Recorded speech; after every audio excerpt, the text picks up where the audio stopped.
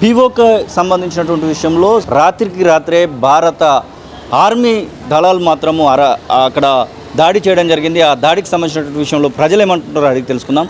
అన్న, మీరు ఎక్కడ భారత ప్రభుత్వం చేస్తున్నటువంటి యొక్క నిర్ణయాలు ఎట్లా తీసుకోవచ్చు అంటారు? ఆపరేషన్ సింధూర్ని ఎట్లా చూడొచ్చు అంటారు?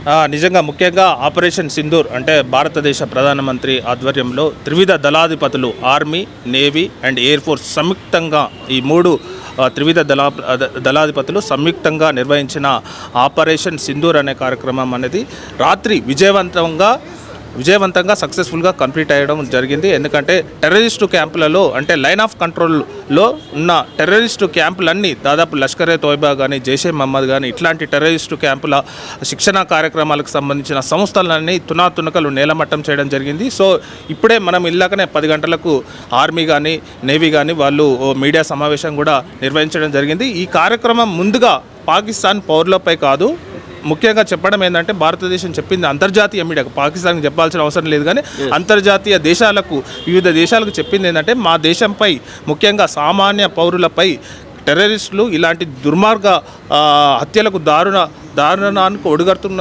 సందర్భంలో మేము ఇలాంటి చర్యలను టెర్రరిస్టులపై తీసుకోవాల్సిన అవసరం వచ్చిందని చెప్పి ప్రపంచ దేశాలకు భారతదేశం ఇప్పుడే 10 గంటలకే మీడియా సమావేశం పెట్టి వాళ్లకు ఈ సంగతులు కూడా చెప్పడం జరిగిందనమాట. సో ముఖ్యంగా ఆపరేషన్ సింధూర్ అనే 140 కోట్ల మంది దేశ ప్రజలు ఎదురు చూస్తున్నారనమాట. ఎందుకంటే ఒక భార్యల ముందు భర్తలను అలా చంపడం అనేది ప్రతి ఒక్క భారతీయుని మనసు కలిచివేసింది.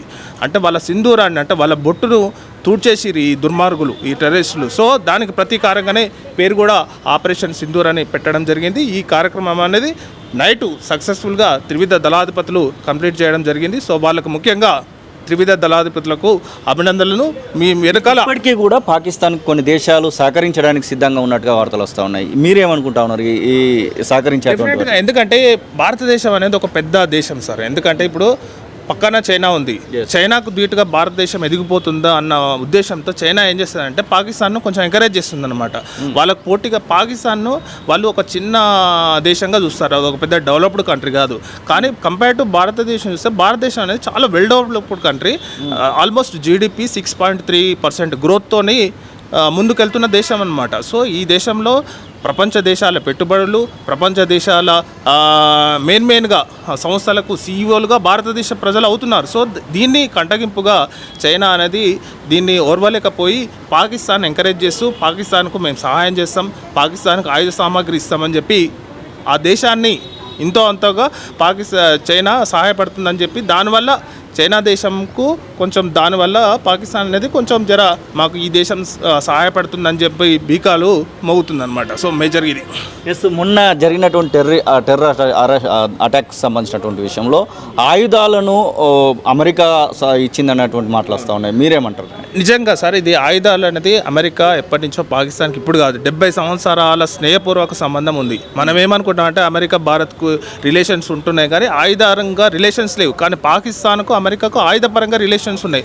వాళ్ళ F-16 ఫైటర్ జెట్స్ ఎక్కడే అనుకున్నాం అమెరికా నుంచి పాకిస్తాన్కు ఇచ్చిందనమాట. F-16 ఫైటర్ జెట్స్ అంటే అమెరికా చాలా క్లోజ్ మిత్ర దేశాలకు ఇస్తుంది. అట్లాంటి ఫైటర్ జెట్స్ పాకిస్తాన్కు 30 ఇచ్చింది.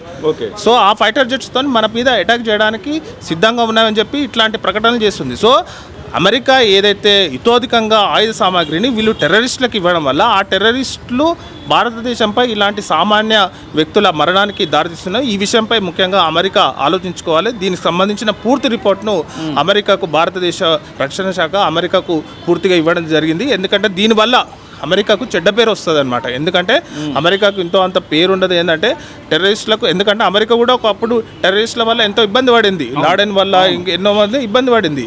సో మీ వల్ల మేము కూడా ఇబ్బంది పడాల్సి వస్తుందని చెప్పడం పూర్తిగా దీనిపై సమగ్ర నివేదికను భారత రక్షణ శాఖ అమెరికాకు పూర్తిగా ఇవ్వడం జరిగింది. వాళ్ళు కూడా ఇక్కడ నుంచి పాకిస్తాన్కు ఆయుధ సామాగ్రి చేయొద్దనే నిర్ణయం తీసుకుంటామని చెప్పి భారత్కు హామీ కూడా ఇవ్వడం జరిగింది. యుద్ధం రావాలి అనేటువంటి వాదన కొంతమందికి వినబడుతూ ఉంటే యుద్ధం వద్దు శాంతిగా ముందుకు పోవాలనేటువంటి వాదనలు నిలబడతా ఉన్నాయి. మీరేమనుకుంటాం? అంటే ఇప్పుడు భారతదేశం అనేది ఇప్పుడు కాదు సార్, దాదాపు కొన్ని 1960 ఆ టైంలో నుంచి శాంతి అని చెప్పి ఇప్పటి వరకు ఎప్పుడు చర్చలు కొనసాగుతూనే ఉంది. దానివల్ల కొంచెం ఇబ్బంది కూడా పడాల్సి వచ్చింది. ఎందుకంటే మనం శాంతి కాముకులము, ఎందుకంటే శాంతి వల్ల డెవలప్మెంట్ అనేది జరుగుతుంది. ఎక్కువ మనం కూడా టెర్రరిస్టులను ఇట్లాంటి ఎంకరేజ్ చేస్తే ఆ దేశానికి మన దేశానికి తేడా ఏముంటుంది? సో పాకిస్తాన్ అనేది ప్రపంచంలో ఒక టెర్రరిస్ట్ కంట్రీగా చూస్తారనమాట, భారతదేశాన్ని ఒక డెవలప్డ్ కంట్రీగా చూస్తారు. సో ఆ విధం వల్ల శాంతి కోసం అని చెప్పి ఇప్పుడు కూడా శాంతి వల్ల ఏముంటుంది అంటే పెట్టుబడులు వస్తాయి. ఒకరు విదేశీయులు మన దేశానికి రావాలంటే ఈజీగా వస్తారు. మొన్న ఒక example sir, cricketers, New Zealand cricketers వీళ్ళు ఆస్ట్రేలియాకి అది పాకిస్తాన్ పోవాలంటే మేము పోవని చెప్పారు. ఎందుకు పోవని చెప్పారు? అది ఒక టెర్రరిస్ట్ కంట్రీ కాబట్టి. అదే ఇండియాకి రమ్మంటే ఈజీగా వచ్చారు. సో అట్లాంటిది ఆ విధమైన ఆలోచన అనేది ప్రపంచ దేశాలకు ఉండొద్దనే ఉద్దేశంతో శాంతి అనే నినాదంతో మన భారతదేశం ముందుకు వచ్చింది. కానీ దాన్ని వాళ్ళు ఏదో అంటారు చూడు, ఏదో చిన్న విషయంగా తీసుకొని మనపై దాడులు చేయడం ఖచ్చితంగా స్వాధీనం చేసుకోవాల్సిందే అన్నటువంటి మాటలు కూడా పడుతున్నాయి. పాకిస్తాన్ ఆక్రమిత కాశ్మీర్ ఏదైతే ఉందో అది స్వాధీనం చేసుకుంటేనే దీనికి ముగింపు ఉంటుంది అన్నటువంటి వార్తలు పడుతున్నాయి. దీనివల్ల ఇప్పటికీ వార్లు కూడా జరిగినటువంటి సందర్భాలు మనం చూస్తున్నాం. అవును సార్, పిఓకే ఆక్రమణ లేని ఈ సంఘటన అనేది ఇప్పుడు ఈరోజు జరిగింది. మొన్న 2016లో ఒకసారి జరిగింది. సో మళ్ళీ కూడా రేపు జరుగుతుంది. పిఓకేను పూర్తిగా భారతదేశం స్వాధీనం చేసుకుంటే ఇది శాశ్వత పరిష్కారం. ఇంకా వాళ్ళతో మనకు ఏ మాత్రం ఉండదు. ఎందుకంటే పిఓకేలో లైన్ ఆఫ్ కంట్రోల్లో పర్టికులర్గా పాకిస్తాన్ పెంచి పోషిస్తూ వాళ్ళ టెర్రరిస్టులకు ఆర్థిక సాయం చేస్తూ ఆయుధ సామాగ్రి తీస్తూ వాళ్ళని ఎంకరేజ్ చేస్తుంది. సో మనం పిఓకేను స్వాధీనం చేసుకుంటేనే ఈ సమస్య అనేది పూర్తిగా సమసిపోతుంది. లేకపోతే ఏంటంటే ఎప్పుడు ఒక 2 సంవత్సరాలకు 3 సంవత్సరాలకు ఎప్పుడు ఒకటి ఈ ఇష్యూ అనేది మళ్ళీ కొనసాగుతుంటే మళ్ళీ దానివల్ల భారత ప్రజలు ఇబ్బంది పడాల్సి ఉంటుంది. సో పూర్తిగా ఈసారి శాశ్వతమైన పరిష్కారం కోసం భారతదేశ ప్రజలు ఎదురు చూస్తున్నారు. సో ఇట్లాంటి నిర్ణయం తీసుకోవాలని చెప్పి గౌరవ ప్రధానమంత్రి కూడా ఒకసారి మనం ఆశిద్దాం. విదేశాల్లో ఉన్నత విద్యను చదువుకోవాలని అనుకుంటున్నారా? అయితే వెంటనే ఫ్లైగ్రాడ్ ఓవర్సీస్ ఎడ్యుకేషన్ కన్సల్టెన్సీని సంప్రదించండి. మీ విదేశీ కలలను సాకారం చేసుకోండి. ఫ్లైగ్రాడ్